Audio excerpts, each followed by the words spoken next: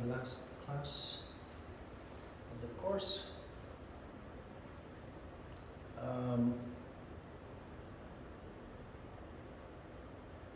I wonder if there are any questions.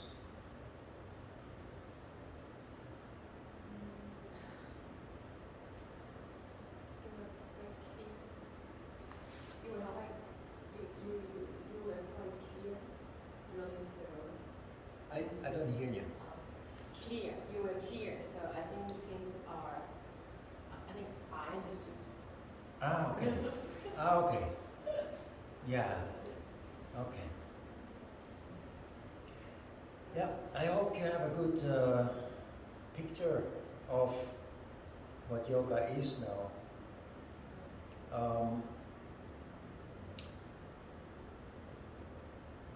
Throughout the years, we've had Indian people coming to the class, which is quite telling actually. And in 2000, 2001, I was also invited by the Indian ambassador's wife to come and teach yoga in the embassy residence.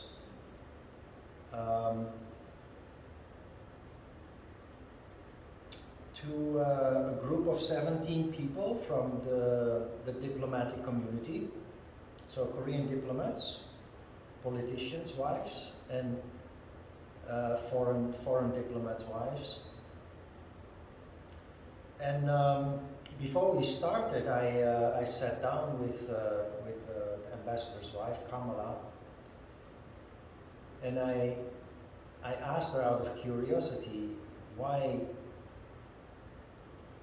did you ask a Dutch yoga teacher to teach yoga at the Indian embassy residence? It's an Indian cultural heritage thing, and surely there must be qualified Indian yogis that you could ask to do this. And her answer was surprising. She said, I indeed talked with Indian yoga teachers, and compared with them, I like your approach the most. Because Indian yoga teachers, they can't stop talking, and they constantly talk about God. And your approach is very practical based, very stick to the facts and no nonsense. And that's indeed always been my approach. Practical and no nonsense. For me, that is a very important point, because yoga is surrounded by mystery and dogma. Where does mystery come from? Ignorance. Something only seems to be mysterious if we don't understand exactly what it is about. And it has a veil around it of secrecy or magic or superhuman, or all these kind of things that can be intriguing to people. Same with dogma. There are many teachers who proclaim things, and then when asked, they can't answer the question. They can't actually explain what they have just proclaimed. And that is caused by people learning something from another teacher and simply repeating it without having contemplated the issue. Or they repeat something that they've read in a book, and without questioning the validity of it or the truthfulness of it, they repeat that. And then when asked, they can't explain how it works in practice. Now, why is this important? Yoga is a practical science. It's not mysterious. If you read the Hatha Yoga Pradipika, I think you understand that if you don't have proper guidance, You don't understand anything of it. And those things that you can possibly understand, they do indeed sound very intriguing and magic and superhuman. But it's all symbolism. And the one thing that all ancient books have in common, from all cultures and continents around the world, is that they were written in symbolical language. Because that's how people functioned thousands of years ago. They didn't have the benefit of 20 years of compulsory education that leads to a very highly developed intellect. People function based on feeling, very intuitive, and they express themselves in symbolism. Symbolism is often very exaggerated. And if you don't understand it, it leads to, first of all, missing the point, what the text is actually trying to explain in a practical. A text, an ancient text, is not written to impress people or to delude people, deceive people. It's not written to sell baloney. So what is important is to develop the skill to understand what the meaning is behind the symbolism. And when you get that, it opens many wonderful doors. It is only then when yoga reaches its full potential. Yoga is a very powerful system that leads to the opening up of the awakening of consciousness. And as a result of that, many new developments occur in our lives. The person following the path of spirituality, doing it correctly,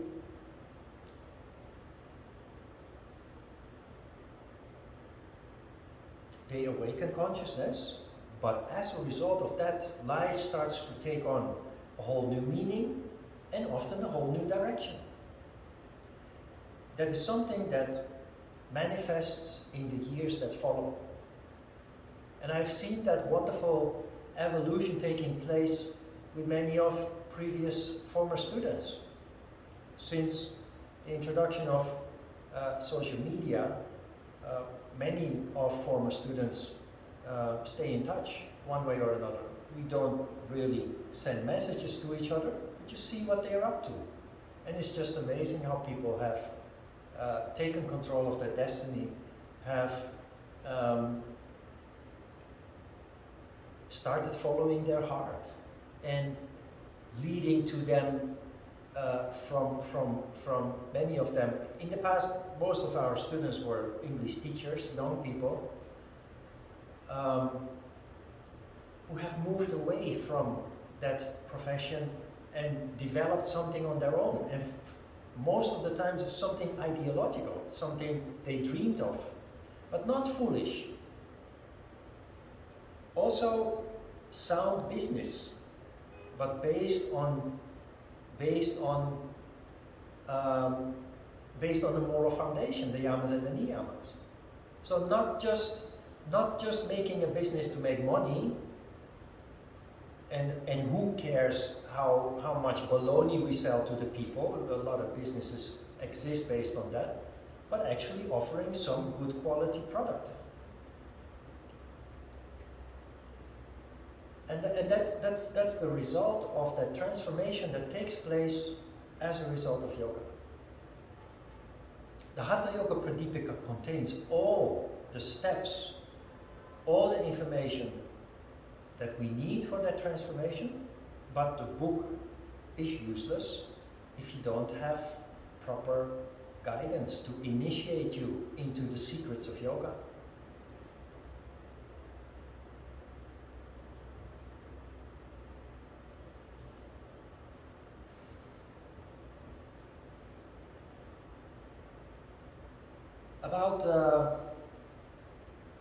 About teaching yoga, people often ask, One, why don't you teach how to teach? Many yoga courses, they teach how to teach. And there is a very clear reason for that. Yoga leads to each individual's characteristics to manifest. Which means if you start teaching, you will do it in your own way. And each of the students will be different. What happens when you teach students how to teach? They become robots. Instead of manifesting their true characteristics, they copy what you teach them because they are taught that they must teach like that.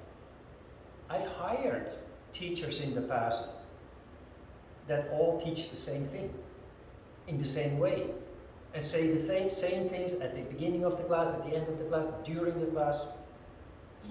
And it's scary because that's really the opposite of what yoga tries to accomplish.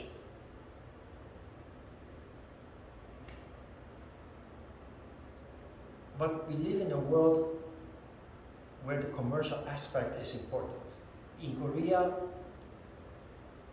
in the Netherlands, and probably in France too, most people who engage in yoga teaching, martial art, traditional martial art, I'm not talking about kickboxing, traditional martial art, are usually highly educated people who do that on the side.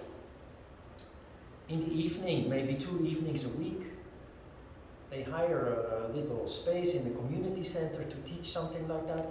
But in Korea, it's purely commercial. In Korea, you have the opposite situation. People who teach traditional martial arts and yoga are generally people who choose that direction because it's all that is left for them. It's a highly competitive society with emphasis on education, and if you can't go along with that high pressure, then you need to find other ways to make money, and they will just jump. Their parents will teach them to jump on whatever is popular at the moment. That can be ballet, that can be yoga, that can be Pilates or belly dance. There's been a time that belly dance was very popular. So everybody start teaching belly dance. That's a little bit how it goes. So that also means that people who start teaching yoga, they're not really passionate about yoga. They're not really inspired. They're not really compassionate about the people they're going to teach. With a deep seated wish to help people improve their lives. In the first instance, it's just about creating a way to make a living. Because of that, they need to know how to teach, right? My experience is that people who come to our class are not the people that are looking for a job. It's a little bit like the situation in Europe, where people want to learn yoga for self-development, to gain more insight in something that they've heard so much about, but find it difficult to find answers. Most of our students are not looking to becoming a yoga teachers, and those who do, they want to do it in a different way. So instead of focusing on physical anatomy, which is a subject that doesn't exist in yoga, and how to teach, we focus on teaching real yoga. And that's a lot in itself. And based on that, every student will find their way. And that's not easy in the beginning maybe, but I noticed when I came to Korea and I started with my first classes, my first workshops, I had no idea how people would react to what I have to offer. But from the very beginning, I noticed that people were really intrigued and really interested. Why? Because I knew what I was talking about. I didn't come and talk about a lot of nonsense to impress people. I actually explained what yoga is about. I didn't tell them that it's good for your joints and it's good for your muscles and no, I told them about Shiva and Shakti. I told them about Sattva, about how restlessness and lethargy are opposites of each other, and how yoga can actually help you to find a middle way. That little bit of information gives people insight in how they function, and that is when they become intrigued. So if you're thinking about teaching yoga, just be yourself. Have the confidence that what you know about yoga is a lot more than most other yoga teachers. And most other yoga teachers know only what everybody already knows. All the cliches, all the dogmas. But most yoga teachers never heard of Shiva and Shakti, and if they did, they get it wrong. They think that Shiva, because it's a male god, it's the masculine energy, and Shakti is the feminine energy. We know that it's the opposite, because it is exactly that principle that reflects the principle of harmony. Just like yin and yang have an eye of the opposite color.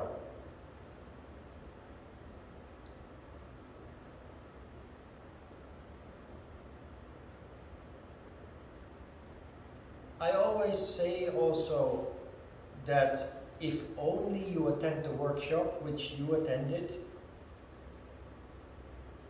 if only you attend the workshop without doing the course, you already understand more about yoga than most certified yoga teachers. And then you do the course on top of that, you can be considered to be close to a specialist. Most people know the dogmas, but nobody even knows what yoga actually is. What is yoga? It's a science. It's a science of life. It's a science that leads people to a level of consciousness that helps them to understand themselves. As a result of that destruction of ignorance, really, is what it is. As a result of that destruction of ignorance, we get a grip on ourselves. Our urges and tendencies, our instincts, everything that leads to instability, that leads to failure, that leads to conflict, we start to understand this now. And when we understand it, when we become aware of it, we can take control of it. And that's what yoga is. It's the science of life, but more precise, it's the science of the control of life. Not in a rigid way, but in a playful way. Based on the idea that we are, in the first place, human. And with the newly found insights, we can now slowly but certainly bring about change, transformation.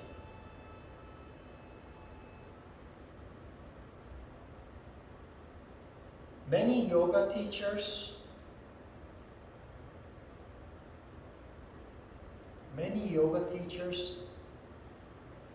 are not themselves when they teach yoga. They play the role of a yoga teacher.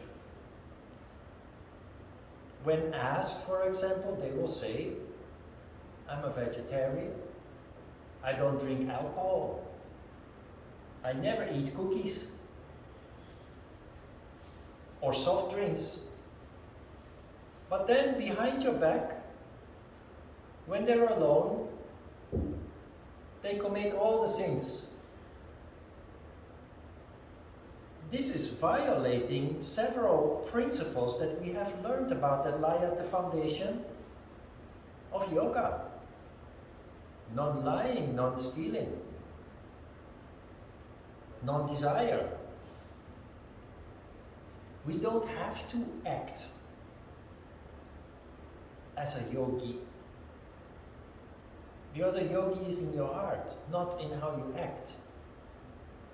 The act is fake, the heart is real. So be honest. It's good if you can be a vegetarian, because every time you eat meat, an animal has died for that. You may not have killed it yourself, but somebody did it for you. You picked it up in the supermarket, cleanly packed in a wrap, but it's still a piece of animal. I have been a vegetarian for many years, but I got sick. Because I just don't have, I like cooking, I like eating, but I don't like spending 4 or 5 hours in the kitchen every time to make a meal that is complete. When you're a vegetarian, you need to put much more effort in the food that you eat to have all the vitamins and minerals that you need to function well. And I learned through misery how important nutrition is. When I had my yoga school in Itaewon, I was emaciated. And being undernourished for an extended period of time started to lead me to falling apart. I started having pain in my kidneys, my heart, my liver, headache, an ear infection with black pus coming out. I went to the doctor in Itaewon, the international clinic is still there. They took a blood sample and they wrote me a whole report, and everything was off. All the markers were off. Why? Undernourished. I was lacking the most important essential vitamins and minerals. So I started eating better as a result of that. It's just things that you have to discover. And it made a huge difference. Also in terms of my mood. Because I discovered that since I was a child, because as a child also I come from a big family of, my mom was not poor, but definitely not wealthy. Our food was very austere, super austere. I was always hungry, but I had a tendency to be depressed. And that has something to do with me being a Pisces. I've always been different from my siblings. I'm sensitive, much more than them and other people generally. But it very much has to do with vitamin B. Vitamin B is crucial for your moods, for your mental health. And it took me 35, 40 years to figure that out. Because nobody told me that, and I never asked, of course, and it's just something that you figure out based on making mistakes and trial and error. But be honest. Many people think that yoga teachers only drink herb tea and use soap with no smell, with no perfume. So sometimes students give those presents to me. But I like coffee. I like Earl Grey tea with a little bit of honey. I like soap that smells nice, but that's the purpose of soap. And we study about smell and how important it is in people's lives, how it affects us. So that's the purpose of perfume, the purpose of a nice smell. It uplifts your spirit, it uplifts your mood. So for me, a soap without any smell at all, it doesn't have a purpose. I'm joking a little bit, but you know, I think that is a mistake that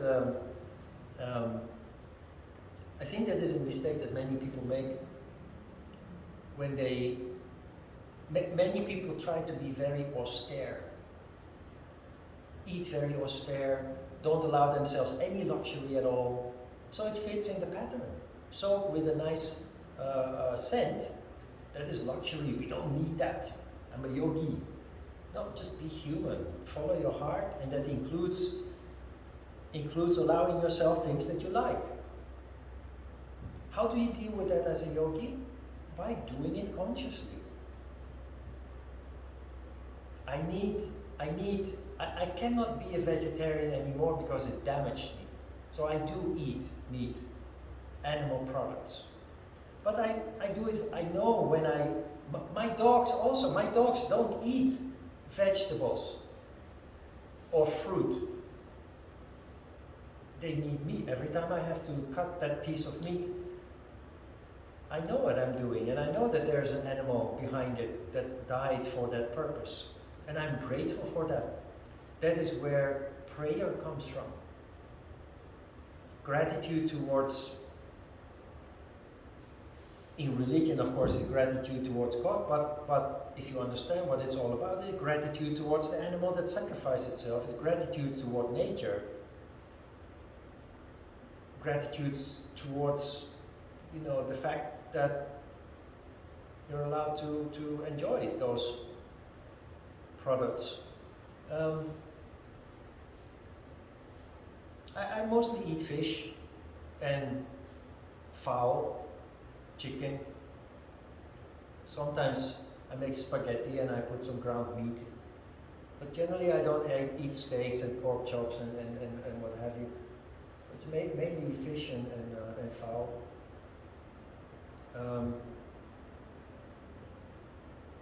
I just don't pretend anything. I like French fries with mayonnaise. Why would I lie about that? Why would I pretend to eat only grass and carrots? And that's just not what yoga is about. There is a concept in yoga, it's called boga. Sounds funny, but it's really true. Boga.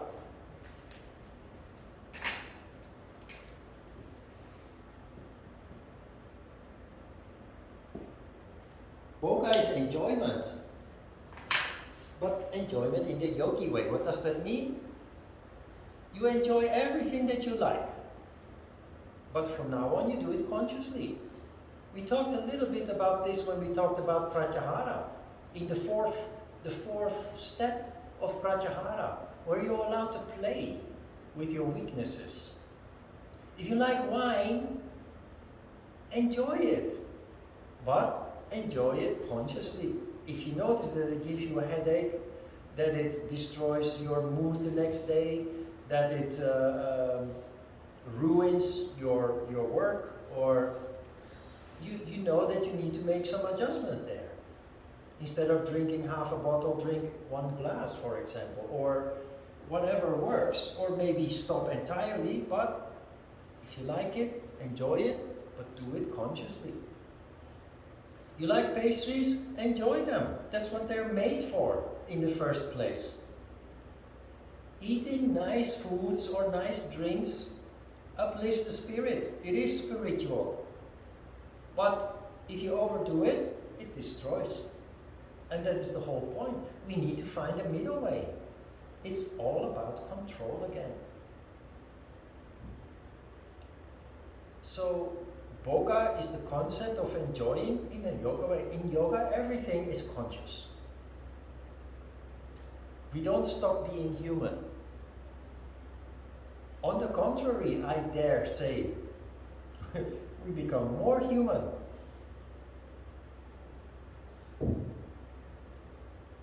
But then we find maybe there are some weaknesses in that, in the beginning, when confronted with those changes, increased consciousness and sensitivity. we deal with that in a conscious way. Be aware what's happening, why it is happening, and try to then bend it into ways that works.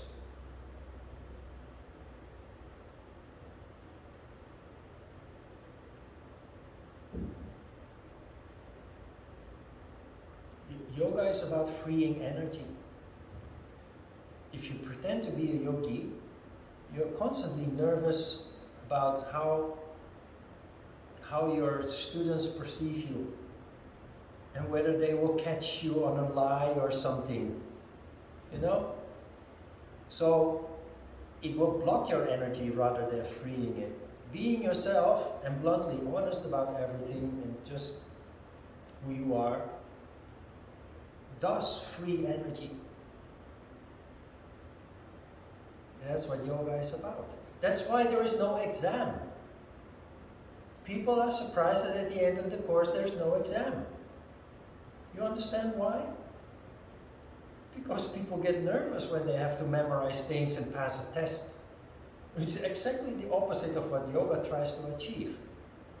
Freeing energy is not served by subjecting your students to exams. This is adult education. If you're very motivated and you love what you're doing, you will soak it up like a sponge. And there are also students who are not that much motivated, and that's fine. They will find their way in life. They don't have to prove to me that they paid attention in the class. And I also should not feel the need to force people to pay attention or to, be better, because everybody will do it in their own way and develop in their own way.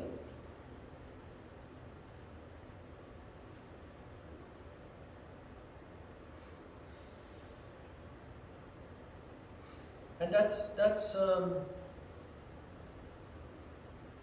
yoga is considered to be a new age thing. It's more and more mainstream, but it used to be especially a new age thing,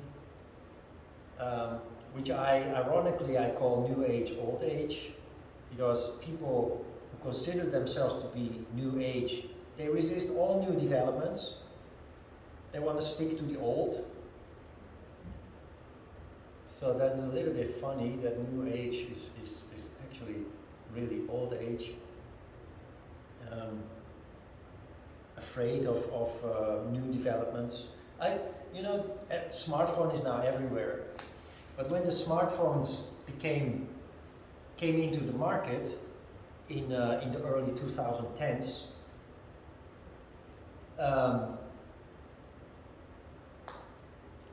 everybody would get a smartphone, right?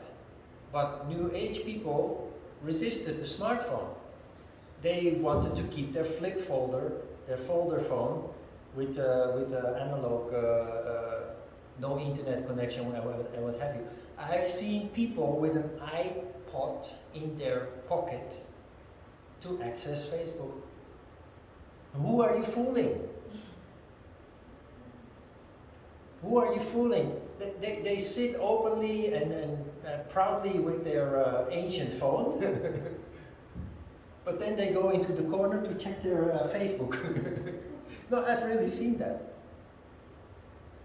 Now, of course, 12, 13 years later, they all have smartphones. But at that time, New Age was just resisting the new development with the smartphone. For whatever reason,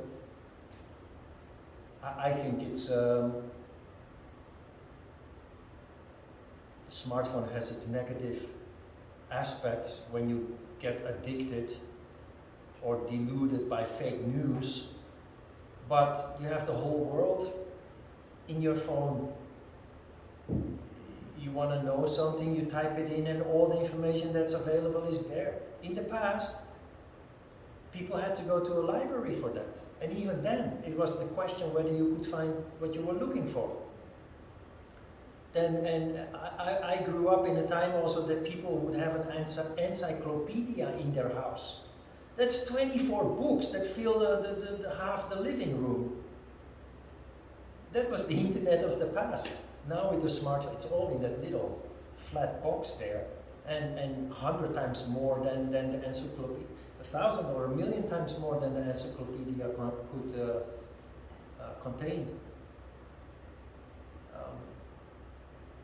So yes, there are maybe negative sides, but there are so many positive sides, including an emancipation.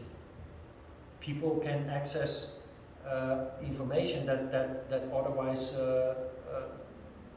may be forbidden, or people want to keep them away from, just to keep control over them, or there are just so many positive implications, and the negative implications that they will be dealt with over time. Adjustments will be made, regulations will be created, what have you.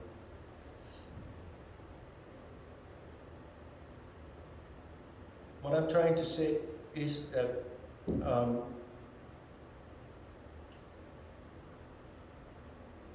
talk about New Age. New Age is known for people looking for happiness, health.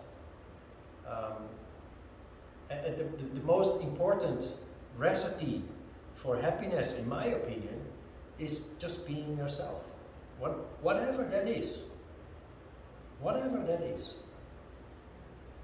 And I realized this already before I ever started practicing yoga. I don't know if I've told you this anecdote throughout this course. It's usually part of what I'm teaching. But when I was a teenager, when my parents divorced, I was 13 years old, and I ended up in a very dark hole. Very self-destructive also. And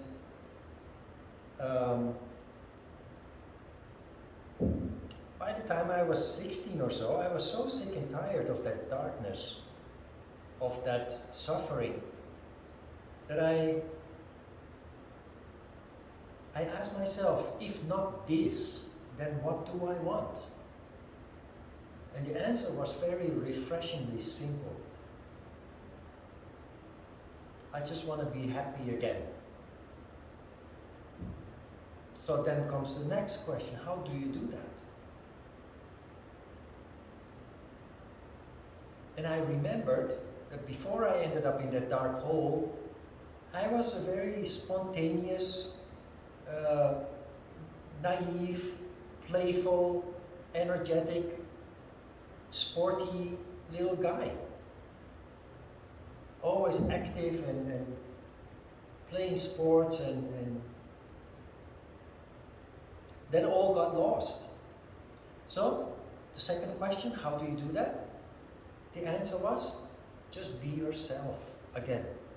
I had lost myself. I had lost contact with myself. Connection was cut. And that's what I've ever since then been pursuing. I don't care what other people think or say. Of course, I do care, but not to the point that it affects my well-being and my happiness. Because only I am responsible for that.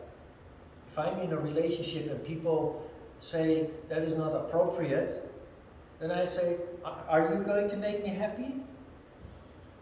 So if you tell me that this is not appropriate, but I feel that this relationship makes me happy, and I break this relationship to please you, I am unhappy. So why would I do that? Why would I even care about your opinion? If this relationship makes me happy, I stay in it for as long as it works.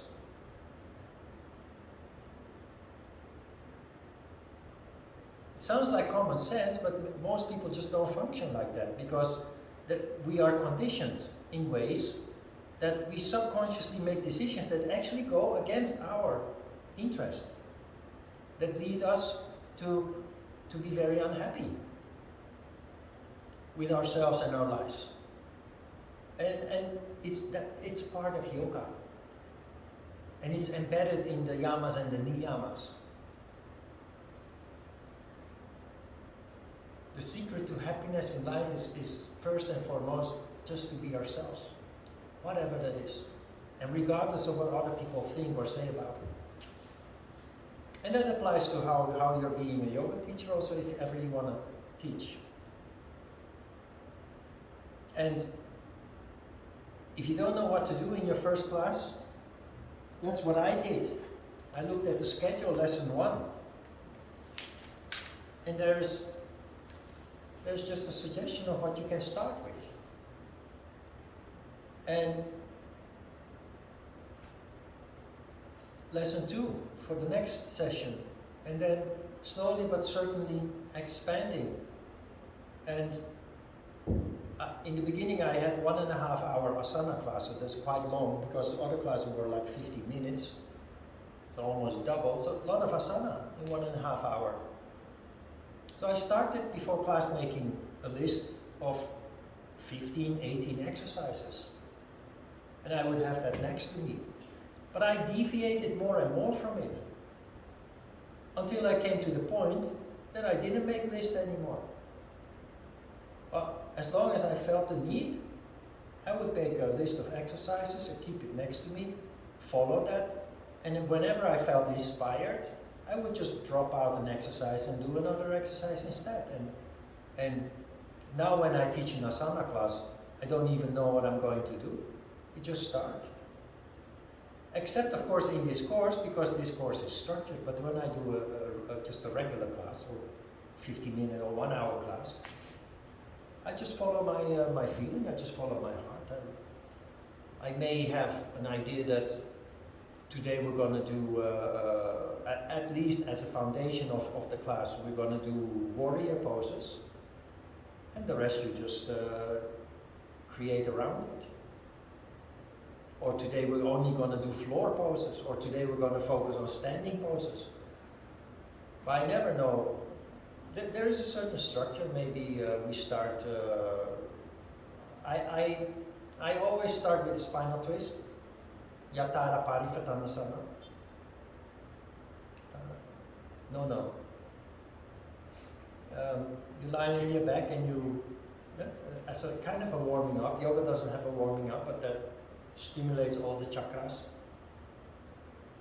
And then either stand up and start with the tree pose, triangle pose, or warrior poses, or you do floor poses only today. It's in the beginning it may seem a little bit overwhelming, but it's not. When you teach a couple of times and you notice that people like what you do, you develop confidence and you become more and more, what's the right word? You become more and more confident. That, and when you're confident, you stop doubting, you stop questioning yourself and what you're doing. And it will all go smooth and natural, and it becomes more and more intuitive. Less mental, more intuitive, more natural as a result.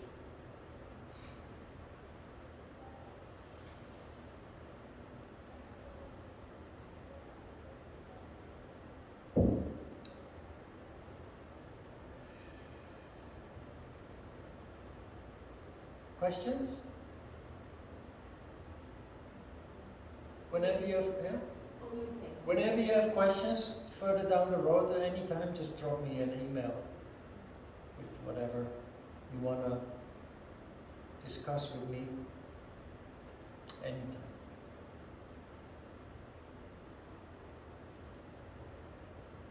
All right, let's have a short break.